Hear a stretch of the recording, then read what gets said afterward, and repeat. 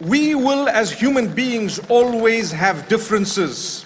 We need to learn to navigate through these differences. We need to learn to appreciate what the Almighty has bestowed upon us in terms of favor. Moments ago, we were told that the divorce rate is very high. Are we not prepared to talk things out? Are we not prepared to work things out? Are we not prepared to sacrifice? Are we not prepared to be loyal for the sake of one another and for the sake of the betterment of our own children, offspring, family members, humanity at large? Yes, divorce is permissible, but as a last resort. We need to firstly try our best to resolve matters. We need to try our best to speak about things, like I said earlier, sacrifice, communicate. If you're not prepared to communicate, how do you expect to resolve problems? If you're not prepared to compromise to a degree, how do you expect to resolve matters? My beloved sisters, my beloved brothers, it's important that when we select a spouse, we follow the instructions of the Almighty. We follow the guidelines of the Prophet Muhammad, peace be upon him. He tells us to look at character. He tells us to look at conduct. He tells us to look at connection with the Maker, known as the Deen, the Akhlaq.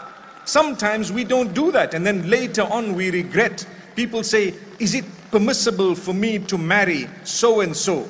There may be permissibility, but is it really someone that your relationship will last with, that you will have a good understanding with, a person whose character and conduct will lead them to respecting you? We lack respect sometimes. We scream and yell at each other.